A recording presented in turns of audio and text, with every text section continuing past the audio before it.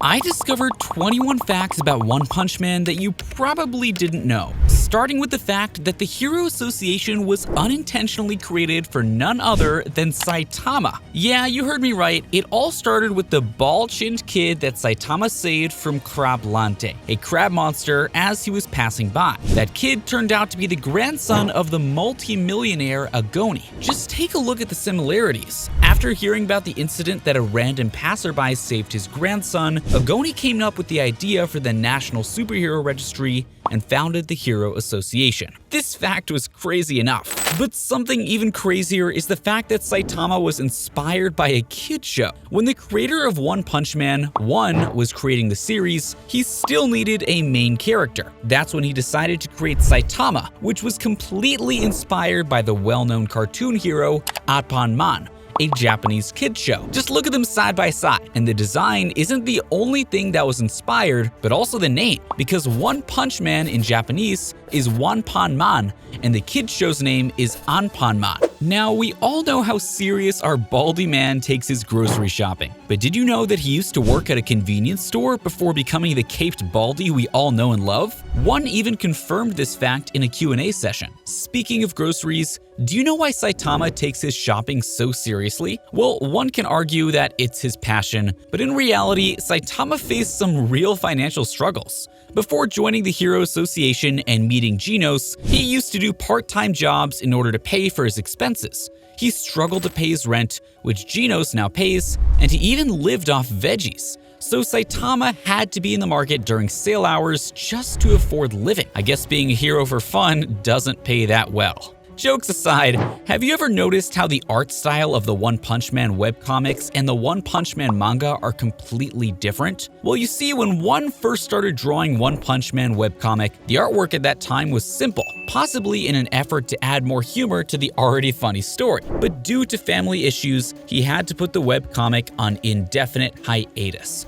In that time, another famous mangaka, Yusuke Murata, took notice of the story of One Punch Man and wanted to re-illustrate it. After a while, they got in contact and Murata started drawing the One Punch Man manga we all know and love today. There are times throughout the show, however, where it references the creator's unique art style. Especially in the course of the first season, the anime throws in nods to One's drawings. Remember Saitama's famous OK scene after he punches Boros to no effect? That's a tribute to One's artwork style.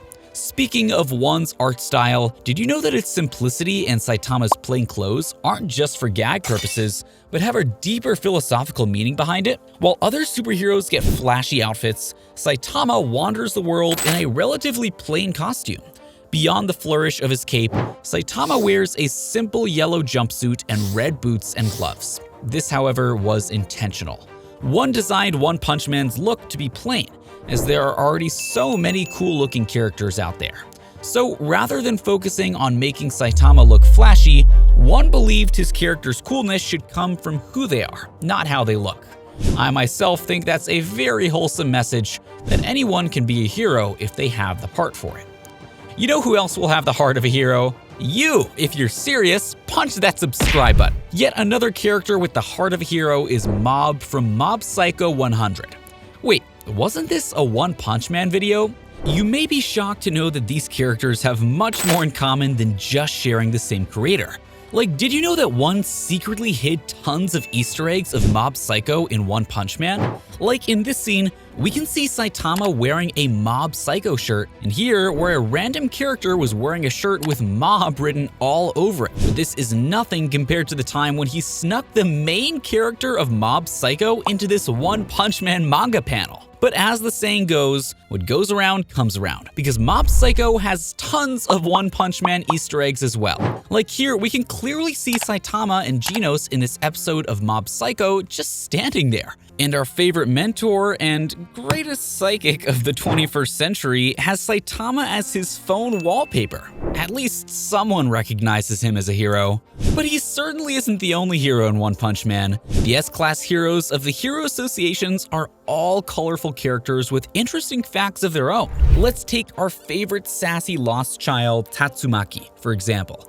She seems to have little to no relationship with anyone other than her younger sister, Fubuki. Not to mention how rude she is to everyone. So why would she even become a hero, you may ask? Well, it turns out that she was actually saved from a monster by the mysterious #1 Hero Blast when she was a child. And this heroic event led to her to become the hero we now know. Funny enough, the third ranked hero in S-Class, Bang, has a higher rating than Tatsumaki, who is ranked second. The Hero Association ranks their heroes by statistics like power, stamina, and sense of justice, with a scale between 1 and 10. Even though Tatsumaki tops the charts in power and fighting ability, Bang, the Silver Fang, beats her with 1 point, coming in at 66 out of 80 just by having better stamina and endurance.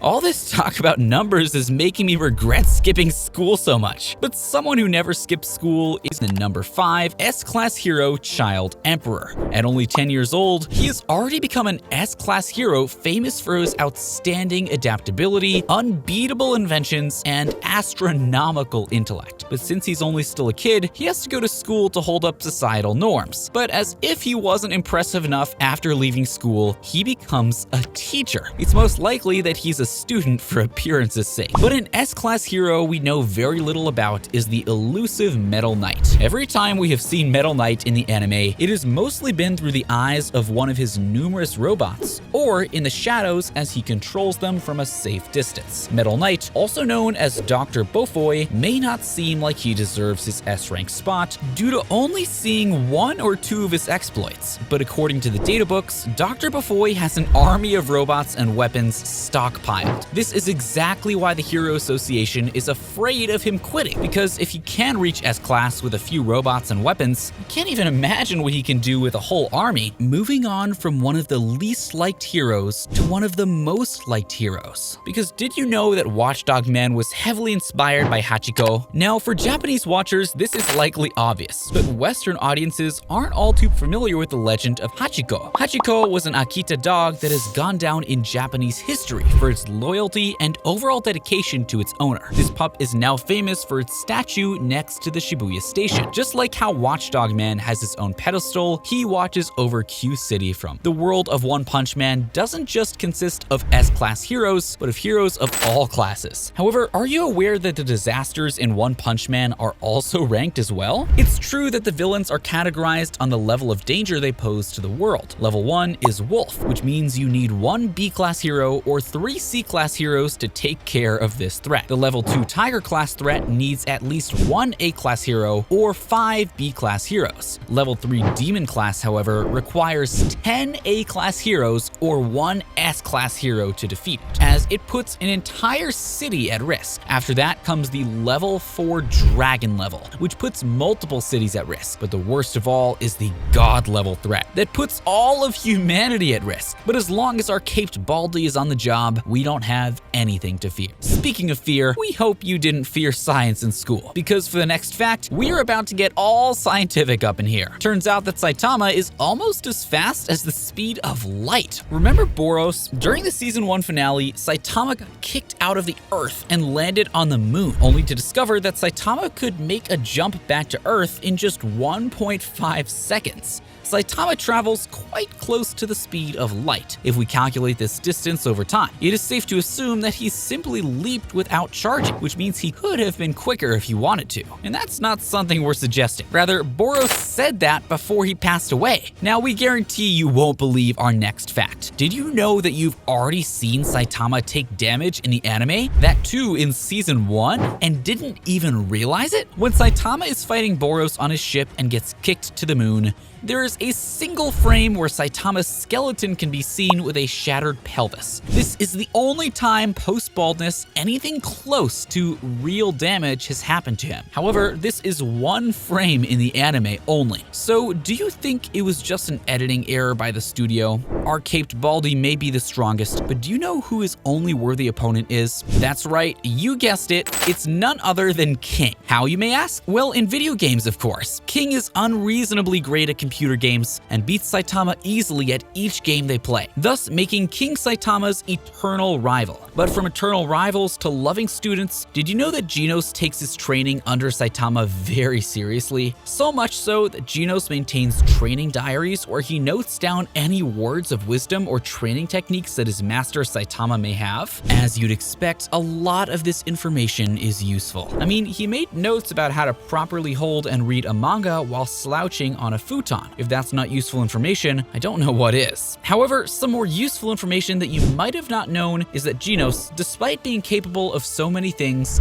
cannot swim. That's not all. Genos has a built-in sleep mode, and he even cries petrol. That's pretty neat. If Saitama ever runs out of fuel, he can just watch a sad movie with Genos. Lastly, Saitama on multiple occasions has said that he is just a hero for fun, but that's not really the case. Outwardly, he claims to seek attention and seems to be in desperate need of money. Yet if you read the manga, the side stories reveal that he has constantly risked his life to protect others without receiving anything in return. Even though he was afraid and believed that the kid was a brat, he tried to combat Crablante because it was going to attack the young boy. He has a sensitive side and is especially protective of children. He's literally given the clothes off his back, his hero suit no less, to a kid when they were sad they couldn't enter a costume competition. Another kid gave him money to thank him for protecting him, and even though Saitama was nearly penniless, he immediately gave the money back. He gets angry when people's main goal for being a hero isn't just saving other people, but especially so when they use that title to hurt or take advantage of others. Saitama proves that he isn't just a hero for fun. He's a true hero by heart. These facts were pretty crazy, but if you want to see something even crazier, check out these videos.